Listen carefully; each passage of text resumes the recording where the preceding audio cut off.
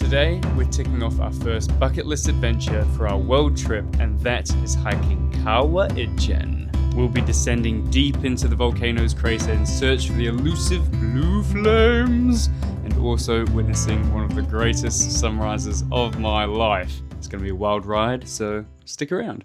Alright, it has begun. We are doing Ijen tomorrow. We're going to have a little nap. I say tomorrow, it's in about 6 hours from now. And we are going to do this thing. We're going to see the blue flames. We're going to see the sunrise, and it's going to be friggin' sick. I'm so excited. This has been on my bucket list for so long, and I cannot believe we're doing it. I'm officially in bed, ready to go to sleep and wake up again at 12:30. What's the time now, Jack? The time is 7. This is the earliest I've gone to bed in like, I don't know. Ready to go to sleep? No. Me neither. Good night. See you in the morning. And we're back 4 hours later, and I'm actually pretty well rested. Yeah, me too. I slept pretty well. Even though we have 4 beds between us, we're actually snuggled up in this one right here to conserve heat, but it was actually way too toasty. It got real sweaty and hot. But we couldn't. I slept great. Yeah. I slept so good. It was so hot. I'm not even tired. So I just look tired. So yeah, we have this for breakfast before we go meet load up on carbs, local guides at the fire pit and start this journey. Hello GoPro. Holding my hand in front of the torch so I can see you. I think we're sort of towards the front of the group now. We've kind of overtaken most of the crowds. Hopefully we can keep this pace. But so far so good. I don't think it does start at 2 o'clock because we got there through our hostel 2 o'clock on the dot. On the fast track apparently. And there's heaps of people in front of us. It's like hordes of people with sticks. It was hard to pass them, but we're finally here, and I think we're finally in front. Maybe. We'll see. We might have just found the most expensive warung on East Java. It's probably, I don't know, 40 minutes up the hill. They're gonna be making bank up here, I'm telling you that much. Their water bottles are gonna cost like 10 times the amount of a normal water bottle. Water bottle. Can't even say it, I'm so out of breath. We've passed everyone now. Just us. The 3 amigos. We're starting to see spots where they extract the sulfur out of the mountain. And right now, we're kind of all alone. Yeah. We passed over 100 people. I'd say at least 300 to 400 people. And there's a few guys up ahead. We kind of caught up to a really quick tour group. Yeah, there's some locals ahead and they're really cool. I'm very proud of us. Maybe we're fitter than we think, but we're not quite there yet, so we'll see. Whoa, look at all this. Wow. Dutri, my boy! Look at all the frost. You know you're high when you're getting frost in Indonesia. Nice. We like that. We like the cold. Apparently we've just got to the top of the crater rim and now we're going to start going down. Hati-hati! Caution! Some sulfur all over the ground. There's the baskets that they use to carry them up. Wow. Sulfur! Yeah. Jeez. The first sign of sulfur. Oh my god, okay. Well, we're in the right spot. That's for sure. And that is a drop down there. Yeah. You like that? Yeah.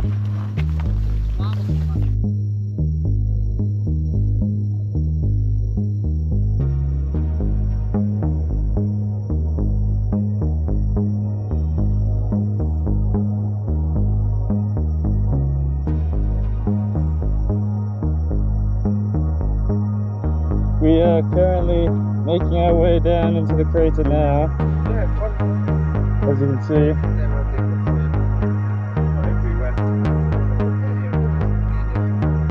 I do not have a torch. It broke. So I can't see shit. Some more sulfur. Wow. Incredible.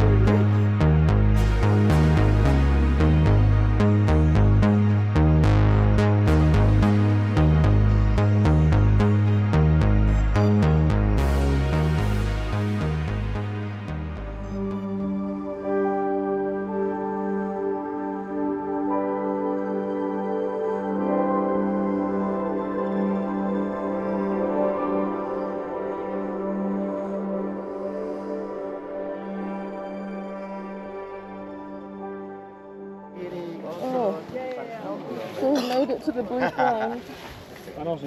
That was so cool. They're very blue. They're very blue, they're very flamey. And there's lots of people here. Even though we tried to make it here as soon as we could, there's so many people here, especially in summer. There's probably another 100 people coming down right now. I can't imagine how busy it's going to get very shortly. So we might check out the flames one more time and then head back out for sunrise. I just wanted to mention, as we like to keep it real here on Atlas Antics, that as soon as you get near those blue flames, all courtesy and manners go out the window, and there's lots of pushing, shoving, screaming, shouting, you name it. Everyone wants a photo with that thing, and they'll do anything to get it. There's lots of extremely hot pipes around, so if you're in the area, be careful. And anyway, back to the video.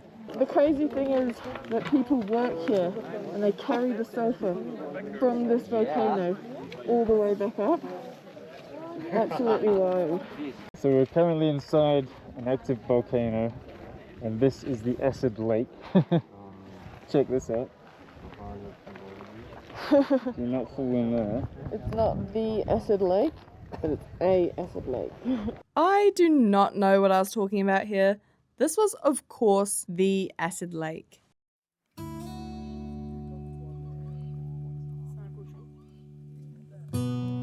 Sun is coming up. We can hear the monkeys waking up too. Hopefully they don't come up here. But oh my gosh, it's so beautiful. This was truly one of the most magical sunrises of our lives in many ways, which is another reason why you should get to the blue flames early, then get out of the crater in time to watch the sun come up, because a lot of people missed out on this view because they were still down in the crater. And if you're waking up at 12 AM to go hiking here, then you're definitely going to want to catch the sunrise.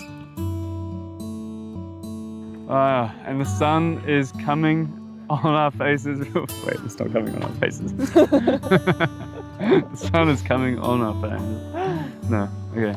And the first ray of sunlight hits us at Mount Ijen.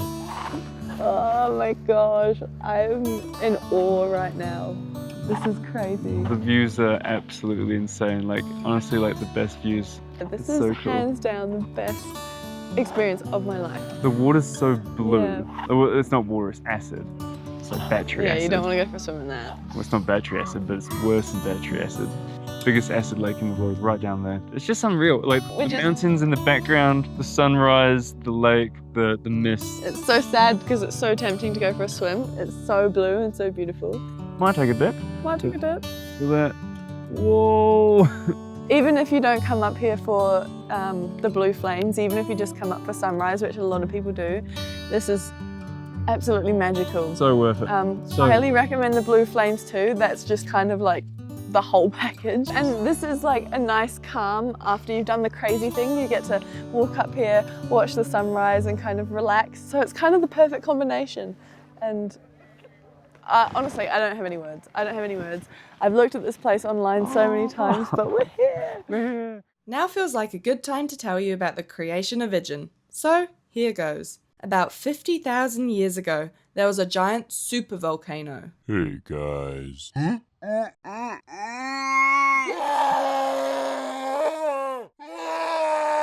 But then he erupted and died. And although his walls crumbled away, what was left was something called a caldera, which you can still see the outline of today. Although the supervolcano was dead, the volcanic activity underground didn't stop, and lots of smaller volcanoes cropped up around the caldera's edge, one of them being Kawah Ijen.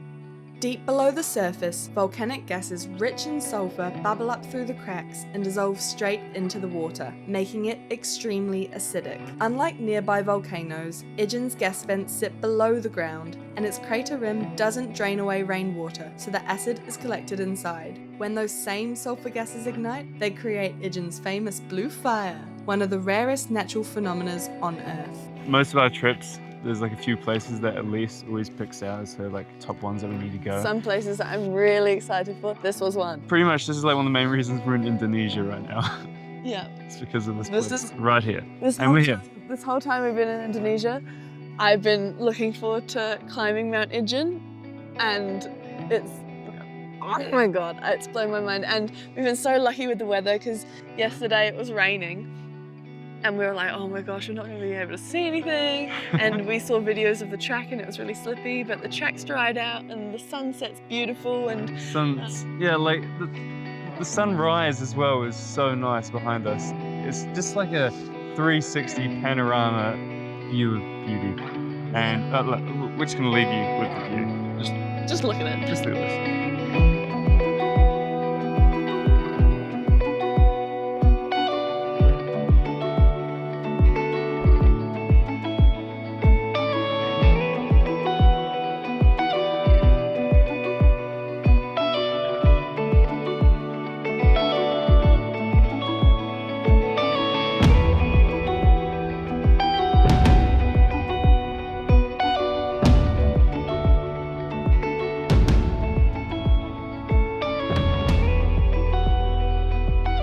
Although there are lots of people up here right now, like, look, this whole ridge is like crowded with people. We've kind of got our own little ledge, little patch all to ourselves. No one's come up here, so that's quite nice. Another thing about coming here is that the sulfuric acid, or sulfur in the air, makes all your silver jewelry turn like, I don't know, a darker shade of like dark silver. So my ring, I just looked at my ring. I don't know if there's anything else that we have, but yeah, everything that's silver turns dark grey. One crazy thing about this whole experience, it's not very crazy, but it's kind of crazy, is that you can tell how touristy it is because it's now about 2 hours after sunrise, maybe even only 1 hour, and there is no one here. There's no one here whatsoever, except for at least right here.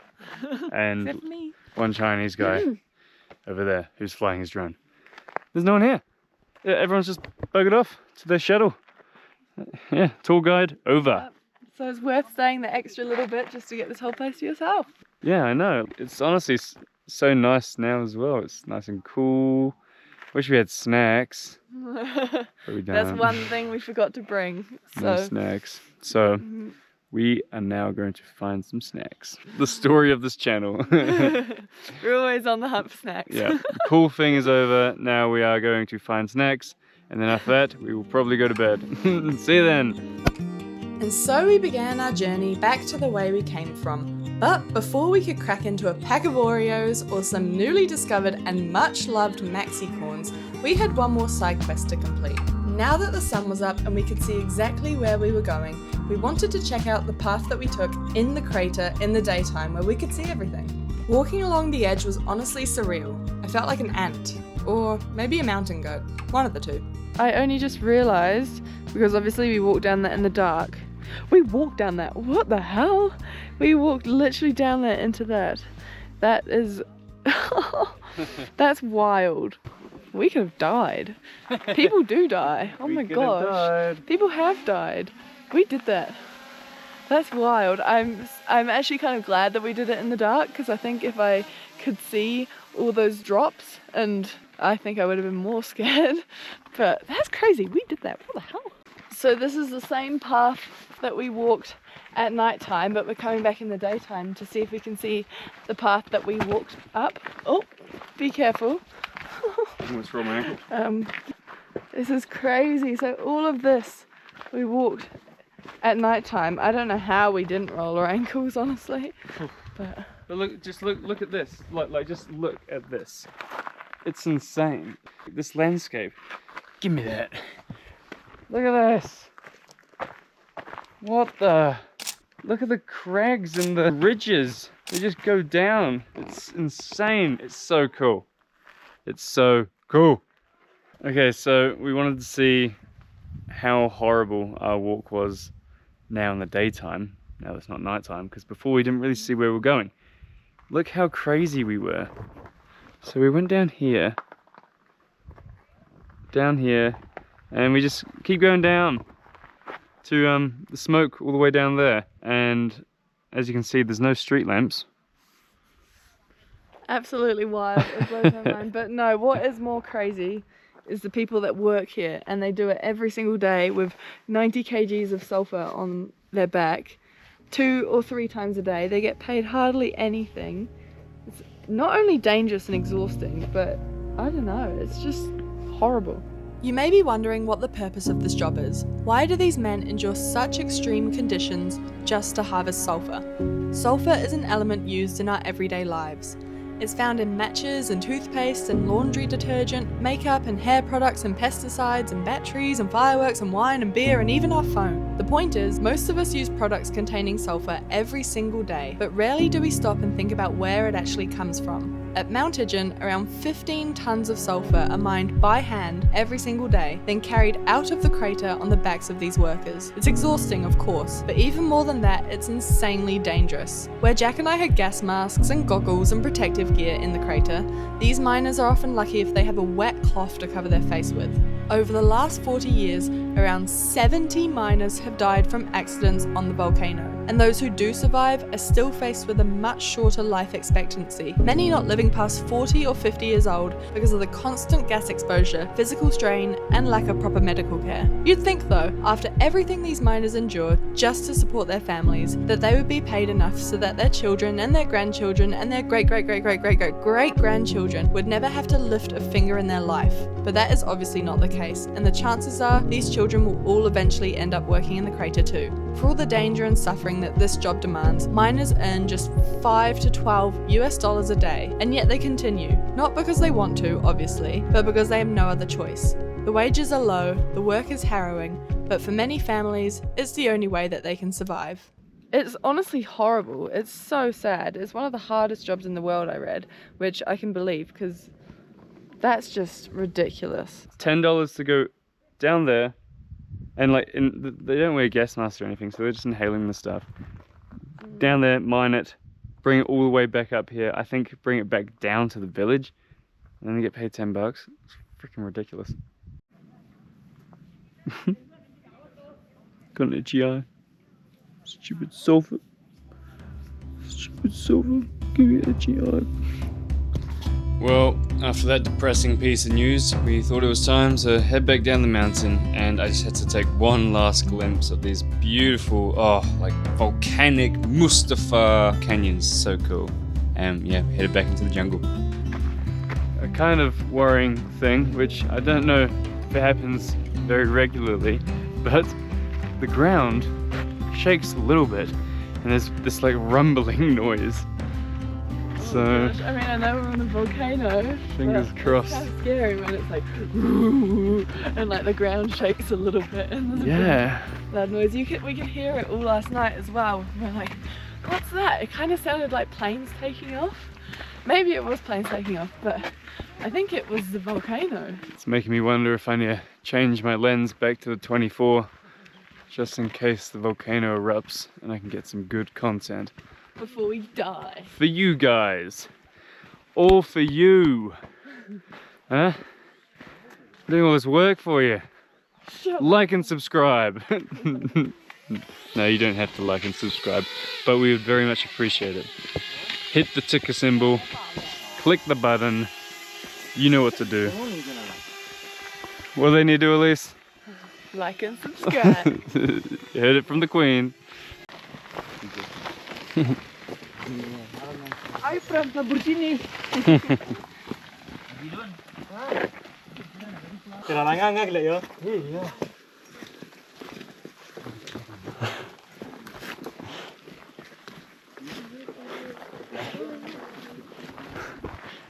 Absolutely ridiculous.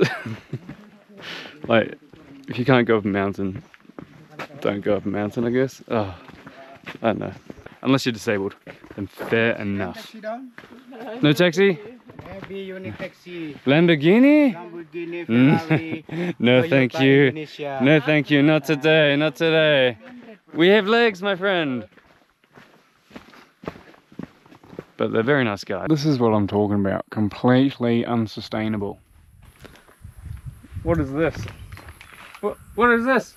Why are there so many? That's ridiculous. Crazy! That is crazy. That's a lot of people that can't walk. And so that concludes our trip to Ijen, and the hike back down was easy, even without being pushed in one of these cars. It was so peaceful and nice, and honestly, if you have the means to come here, then definitely consider doing it, because it was one of the most special and memorable experiences of our lives. We were very tired at the end though, so we hopped straight into bed for some much needed rest. But if you've made it to the end of this video, then thank you so much for watching, and we hope to see you next week for a very different kind of video. So see you then, bye!